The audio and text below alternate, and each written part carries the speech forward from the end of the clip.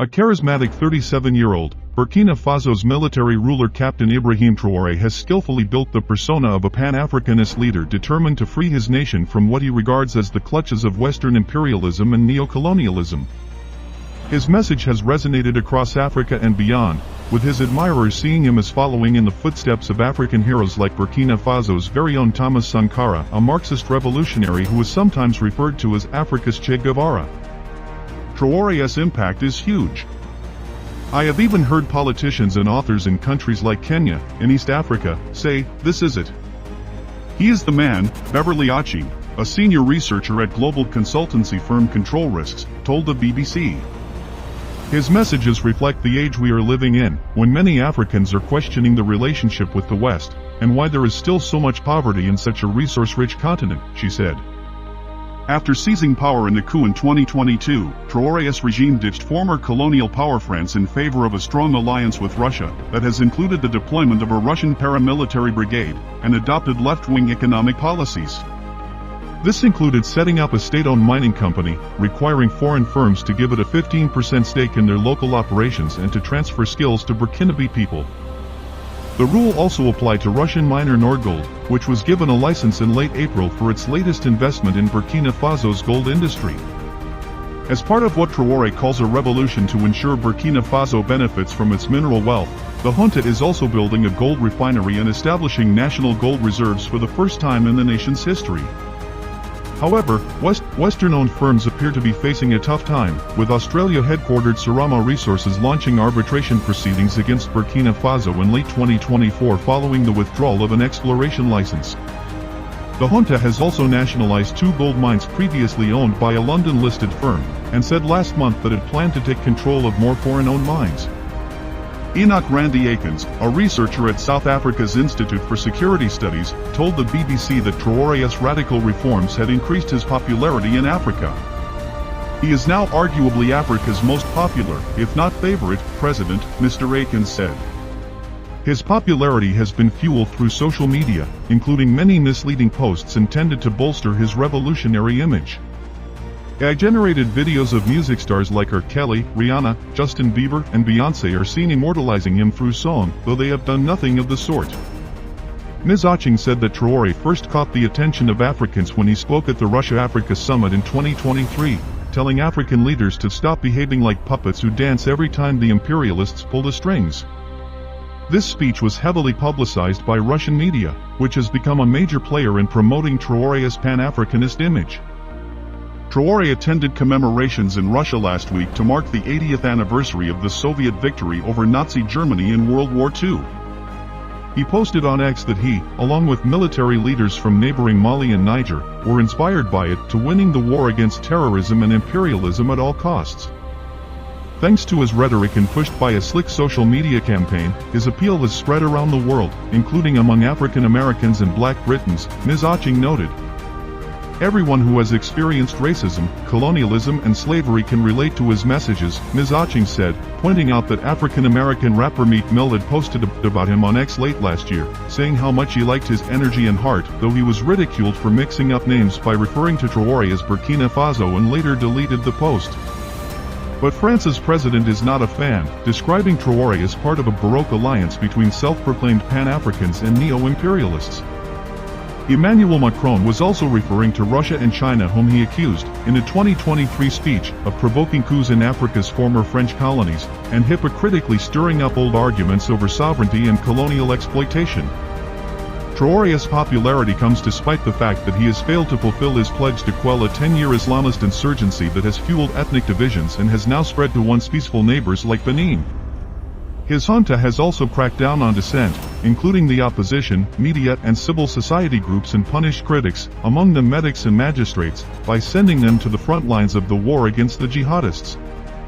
For Rinaldo Depain, the Africa Deputy Director of the International Crisis Group think tank, Traore commands such support because he is young in a country with a young population. The median age is 17.7 years.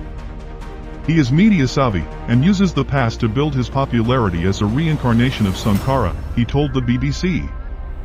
And he knows the art of politics, how to make a nation completely traumatized by war feel there is a better future. He is really good at that game. Sankara rose to power in a coup in 1983 at the age of 33, rallied the nation under the motto "Fatherland or Death, we will win," and was killed 4 years later in another coup that put Burkina Faso back in France's political orbit until Traore's seizure of power. Ghanaian security analyst Professor Kwesi Aining, who previously worked at the Kofi Annan International Peacekeeping Training Center, said the popularity of the military leader reflected a political shift taking place on the continent, especially in West Africa. A 2024 survey in 39 countries by Afrobarometer showed a drop in support for democracy, although it remained the most popular form of government. Democracy has failed to give hope to the youth. It has not delivered jobs or better education and health, Professor Aining told the BBC. He said Traore was offering an alternative and recapturing the spirit of two historic epochs. The post-independence era, when there were leaders like Ghana's Kwame Nkrumah and Kenneth Kaunda of Zambia. And a later era with Sankara and Ghana's Jerry Rawlings, whose coup in 1979 was also very popular at the time. It was Traore who stole the show at the inauguration of Ghana's President John Mahama in January, when he arrived wearing battle fatigues with a pistol in his holster. There were already 21 heads of state there, but when Traore walked in, the place lit up. Even my president's bodyguards were running after him, Professor Aining said. Traore offered a sharply contrasting image to some of the continent's other leaders, who struggled to walk but clung to power by rigging elections, he said. Traore is stylish and confident, with a very open face and a small smile. He is also a powerful orator, and presents himself as a man of the people. In a sign that his Russian allied junta has made some progress on the economic front, the International Monetary Fund, IMF, and World Bank have given a generally upbeat assessment. In a statement in early April, the IMF said that despite a challenging humanitarian and security environment, the economy was expected to remain robust in 2025, and the regime had made commendable progress in raising domestic revenue, containing the public wage bill, and increasing spending on education, health, and social protection.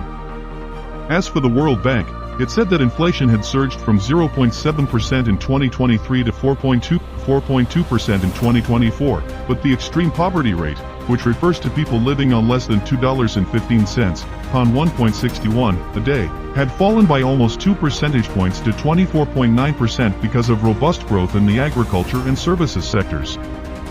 Despite these reports from US-based financial institutions, relations with both France and America have been frosty.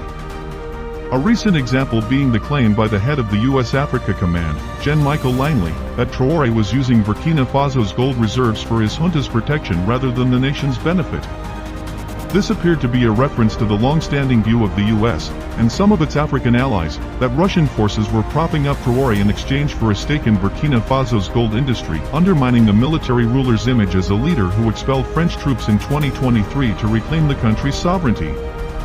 Gen. Langley's comments, made in early April during a U.S. Senate committee hearing, triggered an uproar among the captain's supporters, who felt their hero was being smeared.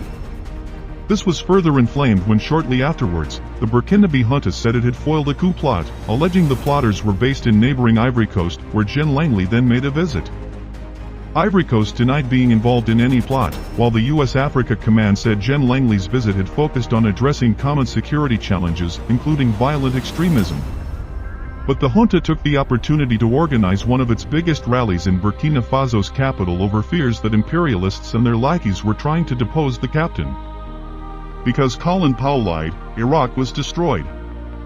Barack Obama lied, Gaddafi was killed. But this time, their lies won't affect us, one protester, musician Asabi Johan, told the Associated Press news agency. Rallies in solidarity with Traore were also held abroad, including in London, on the same day. He took to social media afterwards, posting in French and English, to express his gratitude to them for sharing his vision for a new Burkina Faso and a new Africa, adding, "Together, in solidarity, we will defeat imperialism and neo-colonialism for a free, dignified, and sovereign Africa." It is impossible to say how things will end for the young captain, but he, along with military leaders in Mali and Niger, have certainly shaken up West Africa, and other states have followed their example by ordering French forces to leave. The three military-ruled neighbors have also pulled out of the regional trade and security grouping ECOWAS, formed their own alliance, and have ended free trade in the region by announcing the imposition of a 0.5% tariff on goods coming into their countries. Mr. Akins said Traore could learn from others, pointing out that when Rawlings took power in Ghana at the age of 32, he was known as Junior Jesus, but after 19 years he left a mixed legacy. He had been unable to stem corruption despite helping to create an enduring democracy. For a lasting legacy, Mr. Akins said, Traore should focus on achieving peace and building strong state institutions to bring about good governance rather than personalizing power and cracking down on dissent.